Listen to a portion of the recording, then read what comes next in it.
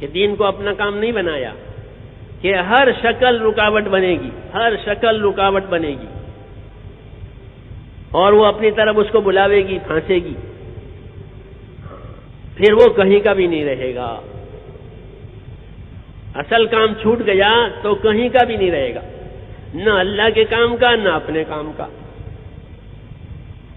دونوں باتوں سے آدمی جاتا ہے، کیونکہ اس کو بڑے کام کے لیے بنایا ہے، وہ بڑے کام سے اس نے اپنی راہ ہی بدل لی ہے، تو اب جس راستے پر جائے گا میرے دوستو وہ کہیں کا بھی نہیں رہے گا، اور دنیا والے اس کو کہیں کا بھی نہیں رہنے دیں گے، ہاں کہیں کا بھی نہیں رہنے دیں گے، کیونکہ اپنے اصل کام پر نہیں ہے، اصل ذمہ داری پر نہیں ہے، دوسرے راستے پر ہے۔ تو اس کی ہمدردی کریں گے وہ بھی غلط کریں گے، ہاں ہمدردی جو کریں گے نا وہ بھی غلط کریں گے۔ ہم لوگ جب مدرسہ میں پڑھتے تھے عربی کی ابتدائی کتابیں عربی ادب سیکھنے کے لیے، تو اس میں چھوٹے چھوٹے قصے آتے ہیں، تو اس میں ایک قصہ تھا، یہ اس پر کہہ رہا ہوں کہیں کا بھی نہیں رہے گا، جس کام کے لیے بنایا گیا، جس کام کے لیے اس کو مقرر کیا، جب وہ اس کا نہیں پھر کہیں کا بھی نہیں۔ تو اس میں قصہ لکھا تھا، یہ سمجھنے کے لیے کہہ رہا ہوں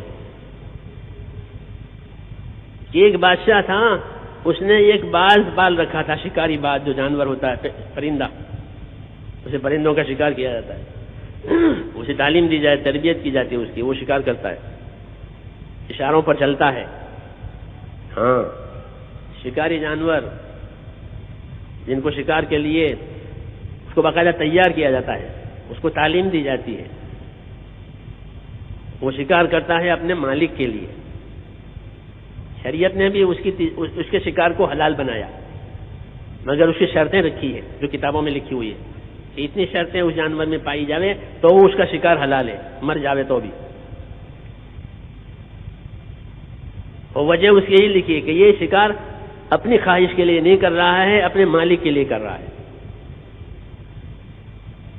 ہاں تو خیر وہ تو کتابوں میں لکھی ہوئی بات ہے کہ کیا شرطیں ہیں، مجھے تو وہ قصہ سنا آپ کو۔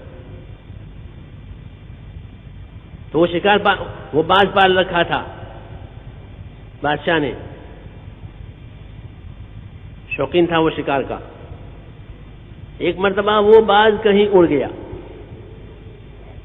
محل میں سے، اور اڑ کر کے ایک بڑھیا تھی اس کی چھپریا بجا کے بیٹھ گیا۔ وہ باہر نکلی بڑی بھی، دیکھا کہ ایک جانور بیٹھا ہوا ہے، چونکہ وہ مانوس تھا انسانوں سے، وہ اڑنے والا تو تھا نہیں دیکھ کر کے، تو وہ مانوس نے وہ پکڑ لیا اس کو، بڑی بی نے جب اس کو پکڑ لیا تو وہ بڑی بھی بوڑھے ہوتے ہیں تو ان میں شفقت آ جاتی ہے، دادا دادی نانا نانی اکثر یہ شفقت والے ہوتے ہیں، عمر بڑی ہو گئی تو دوسرا جذبہ پیدا ہوتا ہے شفقت کا، تو دیکھا اس کو کیا اتنا کیسا جانور ہے، پھر اس کو دیکھا تو دیکھا اس کی چونچ تو ٹیڑھی ہے اور اس کے ناخن تو بڑے بڑے ہیں اور پر بھی اس کے بڑے بڑے ہیں، تو بڑی بی کو بہت رحم آیا، ہاں ارے یہ بیچارہ جانور، اس کی تو چونچ ٹیڑھی ہو گئی ہے، یہ کیسے کھاتا ہوگا دانا، کبوتر کی چونچ سیدھی دانا چگنے کے لیے، اس کی چونچ ٹیڑھی گوشت نوچنے کے لیے، تو اللہ کی تخلیق ہے، اس بڑی بی کو نہیں معلوم ہے کہ اس کی تو چونچ ٹیڑھی ہو گئی ہے، او ہو اس کے ناخن کتنے لمبے ہو گئے، جو اپنے بچوں کے ناخن کاٹے، اور اس کے پر کتنے بڑے بڑے ہو گئے، بال کتنے بڑے بڑے ہو گئے، تو گھر میں لے گئی اور چونچ بھی کاٹ دی اور اس کے پنجے جو تھے شکار کر دبوچنے کے وہ بھی کاٹ دیے، اور اڑنے کے جو پر تیزی سے اڑتا تھا کبوتر کے پیچھے وہ پر بھی کاٹ دیے۔ سمجھ بات آ رہی ہے؟ اب ادھر تلاش ہو رہی ہے بادشاہ کے یہاں کہ باز کہاں چلا گیا، بہت قیمتی ہے.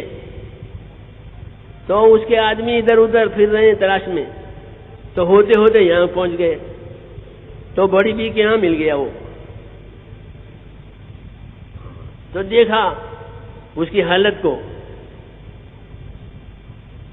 تو لے گئے بادشاہ کے یہاں اس کو کہ جی یہ حالت ہو گئی اس کی. تو بادشاہ نے کہا ٹھیک ہے، اس کی یہی حالت ہونی چاہیے کہ جو اپنے کام کو، اپنے منصب کو چھوڑ کے کہیں اور جگہ جاوے، اس کی یہی سزا ہے کہ وہ کسی کام کا نہ رہے. تو اللہ نے مسلمان کو ایک کام دیا، اب وہ یہ کام چھوڑ کے چلا گیا. ہاں، تو دنیا والوں نے اسے کسی حالت میں رہنے نہیں دیا. اس کی شکل، اس کی صورت، اس کی وضاحت، اس کا ماحول کہیں کا بھی نہیں رہا، پہچان بھی مشکل ہو گئی. کیونکہ یہ اپنے کام سے، اپنے منصب سے ہٹ گیا. ورنہ تو جیسے باز کی طرح باز کے بادشاہ کا چہی تھا، تو مومن تو اللہ کا چہی تھا. مومن کیسا ہوتا ہے کہ مومن تو اللہ کا پیارا ہوتا ہے. جی ہاں، کیوں کہ وہ اللہ کے حکموں کا پابند ہے، اس کے ذمہ کام ہے. اس لیے حق تعالی شانہ اس کے اعمال کو اوپر اٹھاتے ہیں. ہاں، اس کے اعمال اوپر اٹھائے جاتے ہیں. یہ قیمتی ہے بہت. اس نے عمل کیا کہ اوپر اٹھاؤ. اس نے کنکری ماری مینا میں کہ جو کنکری قبول ہوئی وہ اوپر اٹھ جائے گی، جو نہ قبول ہوئی وہ نیچے رہ جائے گی. تو اس کی تو کنکریاں بھی قبول. پرانی حدیثوں میں صحابہ نے پوچھا رسول اللہ اتنی کنکریاں وہ کہاں جاتی ہیں؟ فرمایا جو مقبول ہوتی ہے وہ اوپر اٹھا لی جاتی ہے، جو نامقبول ہوتی ہے وہاں پڑی رہتی ہے. اس سے اندازہ لگاؤ ایمان کی قیمت کا. یہ مومن جب اپنے ایمان کے تقاضوں پر چلے گا تو اس کے تو اعمال اوپر اٹھائے جائیں گے، اور اس کے اچھے اعمال کی وجہ سے عالم پر اچھے حالات آئیں گے. ہاں، یہ بتایا گیا. یہ تو ایمان والے ہیں، یہ تو ڈرنے والے ہیں، یہ تو تقاضوں سے کام کرنے والے ہیں.